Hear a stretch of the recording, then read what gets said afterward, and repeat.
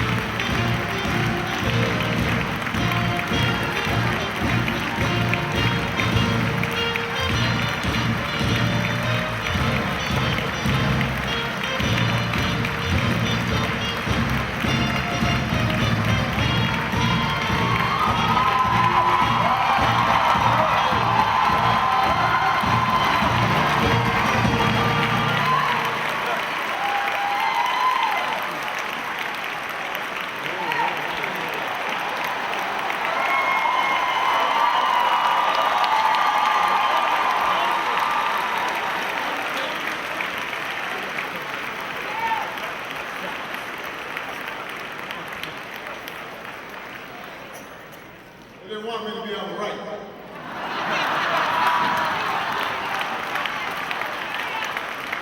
This is CBC.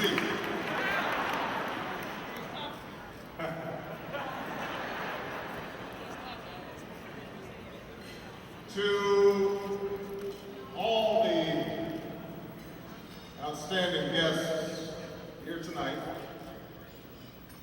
to our outstanding chair of the Congressional Black Caucus, Barbara Lee. Please give her a big round of applause.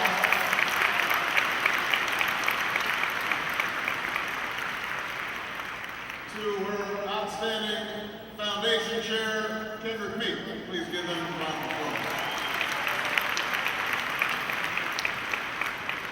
Majority Leader Steny Hoyer is in the House.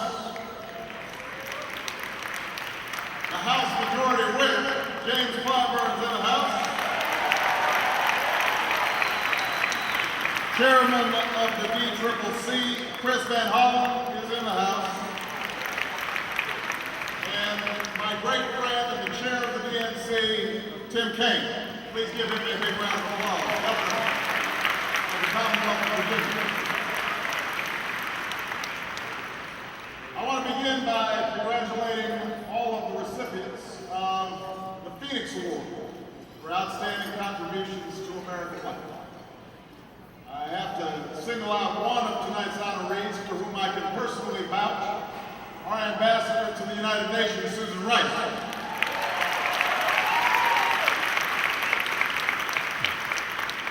Susan is doing a fantastic job as ambassador, especially this past week when we were in the United Nations. And we are all lucky, all of America is lucky to have her representing us there. So please give her a big round of applause.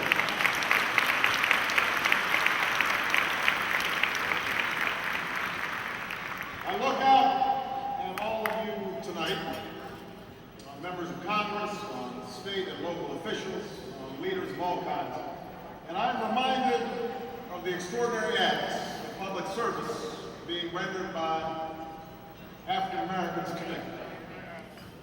I'm reminded of the difference each of you is making at every level of government. The quiet neighborhoods of our small towns, the bustling streets of our big cities. But I'm also reminded that it wasn't always this way. I'm reminded of a time long before the CBC was formed, long before the Civil Rights Movement was sparked, when just a lone African American was serving in the United States Congress. North Carolinian by birth, the child, some say, of slaves, White was the last of that first generation of African Americans elected to Congress in the aftermath of Appomattox. But at the end of the 1800s, when a segregationist Supreme Court handed down separate but equal, with African Americans being purged from the voter rolls, with strange fruit growing on the poplar trees, White decided against seeking re-election, meaning that once again, neither the House nor the Senate would be occupied by a single African-American member.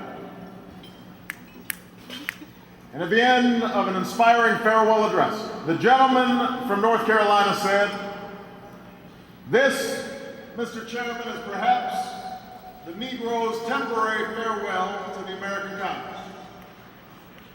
But let me say, Phoenix-like, he will rise up someday and come again."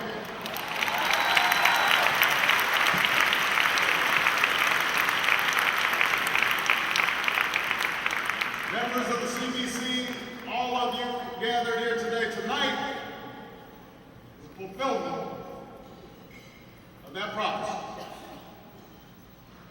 While George Henry White might not have foreseen the exact details of Montgomery and Selma, while he might not have foreseen the precise outlines of the Civil Rights Act, the Voting Rights Act, and all the struggles to come, he knew that someday African Americans would sit in our city halls and state houses. He knew that someday the halls of Congress would be walked by representatives and senators of every creed and color. He knew, as Frederick Douglass knew, as Harriet Tubman knew, as Martin Luther King Jr. knew, that the arc of the moral universe is long, but it bends towards justice.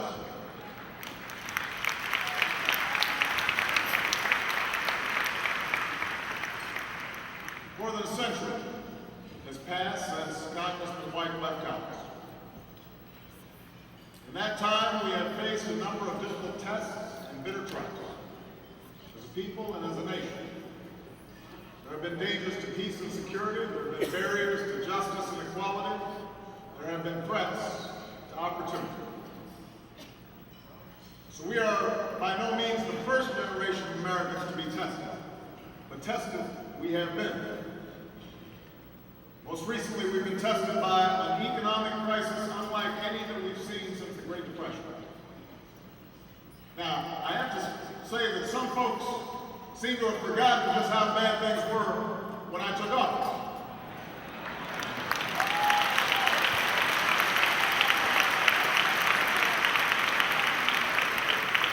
They seem to be exercising some selective memory. So let's just take a stroll down memory lane.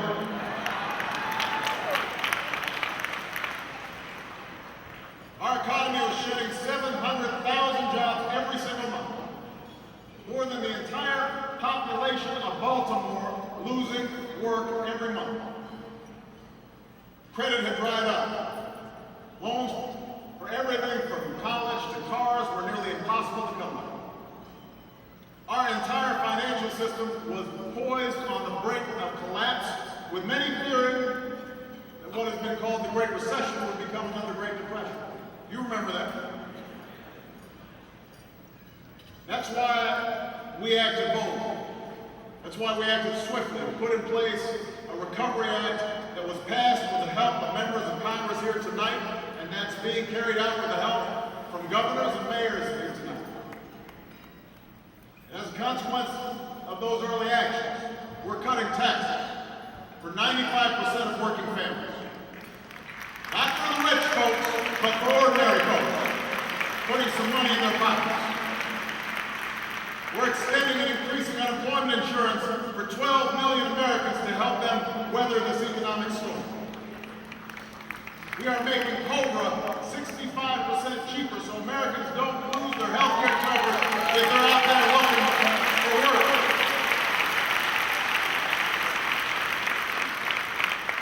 We are saving the jobs of teachers and police officers that Americans rely on all across the nation. And we're putting Americans to work. rebuilding our crumbling roads and bridges, schools, waterways, with the largest investment in our infrastructure since the interstate highway system was built in the 1950s. Because of the action we've taken so far, we have stopped the bleeding in our economy. So the next time some of these folks come up asking them what the Recovery Act has done, you tell them it has prevented us from going into a much worse place. That much we know. That's been confirmed. But we also know that we've got a long way to go. That the progress we've made has been uneven. And that this recession has hit communities of color with particular ferocity. Today, more than 1 in 7 African Americans are out of work, the highest in nearly a quarter of a century. More than 2 out of 10 African Americans and 3 out of 10 Black children are living in poverty. So this economic crisis has made the problems in the communities of color much worse. But we all know that these problems have been there for a long time. Communities were struggling to catch up long before this economic storm came ashore. One study that looked at trends in this country over the past few decades found that while roughly 7 out of every 10 middle-class white children end up surpassing their parents' income, roughly 7 out of every 10 middle-class Black children do not. Think about that. For the majority of some Americans, upward mobility. For the majority of others, stagnation or even downward mobility. That was taking place over the last decade, before the economic crisis. That kind of inequality is unacceptable in the United States of America.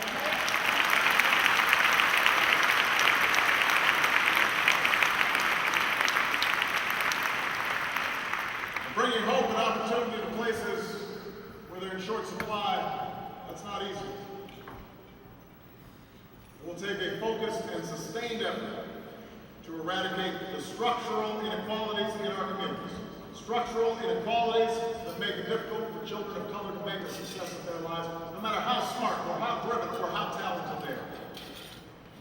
That's why we're launching Promise Neighborhoods, to build on Jeffrey Canada's success in Harlem with a comprehensive approach to ending poverty by giving people the tools they need to pull themselves up. That's why I've created an Office of Urban Affairs, to lift up our cities with a coordinated strategy to unleash their potential. That's why my administration, under the leadership of Attorney General Eric Holder, is serious about enforcing our civil rights laws and tearing down barriers to equal opportunity.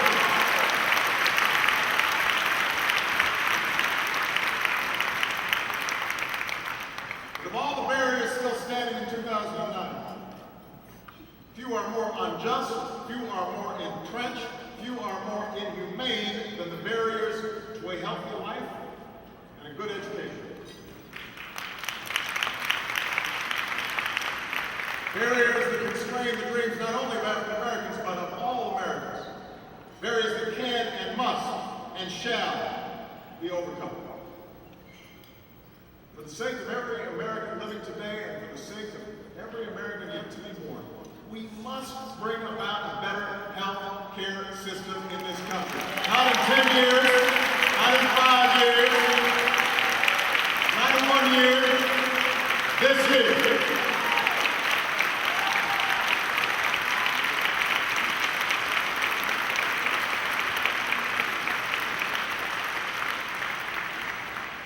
I know there are voices out there telling us we're moving too fast when it comes to health insurance.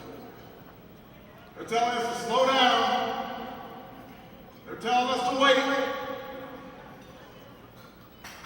How are we supposed to tell Americans like Easter Spencer to wait? There's a woman who discovered a lump in her breast back in June and was told it would be 6 months before she was eligible for health insurance that would cover the cost of removing it. We're telling her to wait. How are we supposed to tell Americans like Nathan Wilkes to wait was a man whose health insurance came with a cap, so when the claims started piling up because he had a sick child, he was left to frantically search for another option or face $10,000 of out-of-pocket costs. Let me tell you, we have been waiting for health reform since the days of Teddy Roosevelt. We've been waiting since the days of Harry Truman. We've been waiting since Johnson and Nixon and Clinton. We cannot wait any longer. There comes a time when the cup of endurance runs over. There comes a time to remember the first urgency of right now. Now's the time to enact health insurance reform in the United States of America. Now's the time to offer stability and security to Americans who have insurance. Now's the time to make it affordable for those who don't have health insurance. Now's the time to slow the growth of healthcare costs for our families and businesses and government. That's the time to reform what we need. Now is the time. And that's what so many members of Congress here tonight and all across the country are working so hard to produce. Many of you are probably familiar with our plan. But I just want to go over a few things so you know what to tell your friends and neighbors and folks in the community who ask about it, because they may be seeing some misinformation. Just a little bit. You know, I was up in the G20, just as a little aside, I was up in the G20. Some of you saw there was big flags and all the world leaders come in. Michelle and I are shaking hands with them. One of the leaders, I won't mention who it was, he comes up to me. We take a picture, we go behind. He says, "Rock, explain to me this healthcare debate." He says, "We don't understand it. You're trying to make sure everybody has healthcare and you're putting a Hitler mustache on you. That doesn't make sense to me. Explain that to me."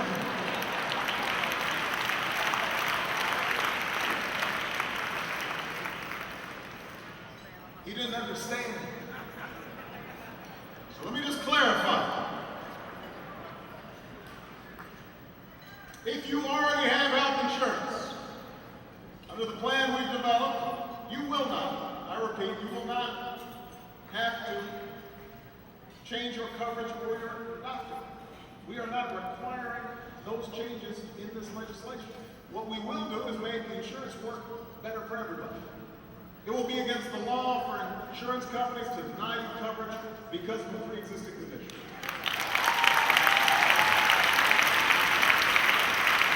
It will be against the law for insurance companies to drop your coverage when you get sick or water it down when you need it the most. They won't be able to place some arbitrary cap on how much coverage you can receive in a given year or a lifetime. We will place a limit on how much you can be charged for out-of-pocket expenses, because in the United States of America, nobody should go broke because they got sick.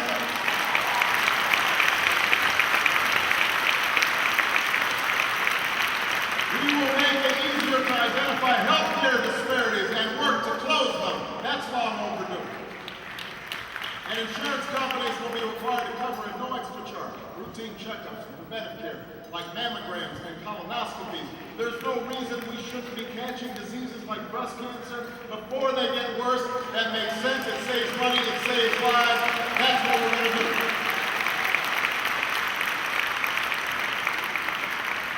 So that's what we do for the folks with health insurance.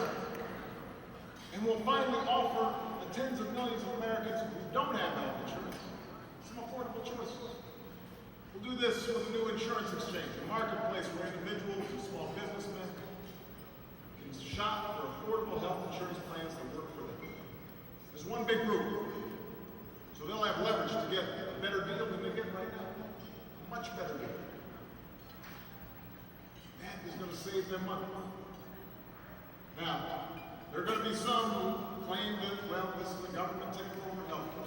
There are going to be some who suggest that they're going to lose their choices. We are talking about expanding choices, and I just want everybody to remember. And they said the same thing when we tried to pass Social Security.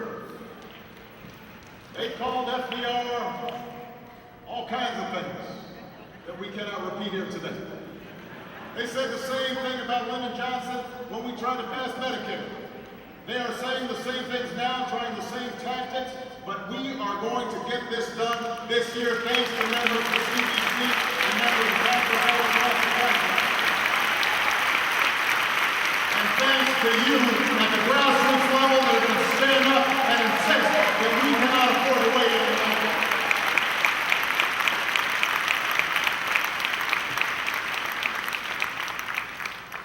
Now,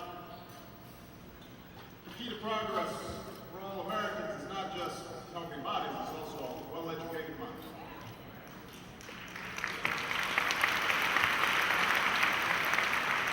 We know that the African-American community will fall behind in the United States. And the United States will fall behind in the world unless we do a far better job than we've been doing of educating our sons and daughters. Unless we close the achievement gap that sees black students and brown students lag behind their white classmates year after year, decade after decade. Unless we reach all the students who are dropping out of school and giving up on their future. Today, almost a third of students drop out of high school. A third.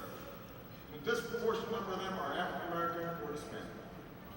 That's not just a loss for the African American community or the Hispanic community, that's a loss for all Americans.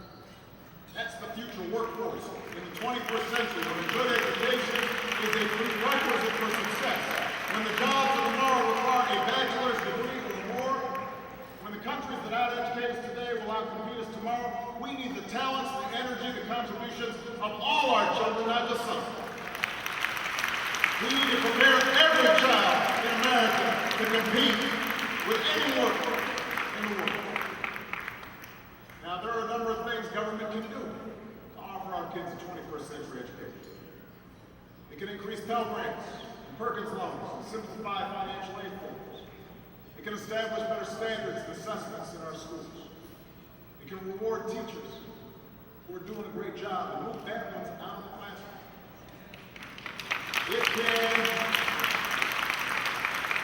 It can improve quality in early learning initiatives. It can rebuild our crumbling schools. It can offer all our children a complete and competitive education, from cradle to classroom, from college through a career. That's what government can do. That's what government must do, and that's exactly what we've begun to do here in Washington across this country. But I've said it before, and I know I may sound like a broken record, but I'm going to say it again. Government alone cannot get our children to the promised land. Government can't put away the PlayStation. Government can't put our kids to bed at a reasonable hour. Government can't attend those parent-teacher conferences. Government can't read a book to your child at night. Government can't help them with their homework. Government can't make sure they leave the school on time. These are things only a mother can do, and a father can do. These are things that a parent can do.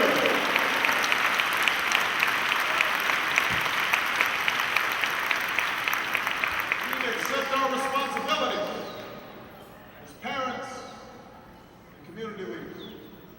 We need to be good role models and encourage excellence in all our children, every last one of them. We need to let them know that there are no excuses for not doing your best every day, all the time, in order to achieve your dreams. We got to push our kids to aim higher. I don't want all our kids aspiring to be ballers or rappers. I want them aspiring to be teachers and doctors and scientists and engineers. I want them aspiring to be members of Congress and Supreme Court justices. I want them aspiring to be the President of the United States of America.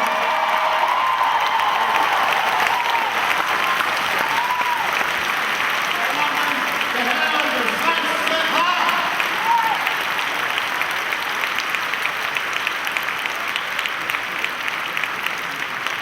No excuses for mediocrity. They come home with a B. Don't tell them that's great. I know some of y'all do that. Tell them to work harder and get an A. Set their hearts high.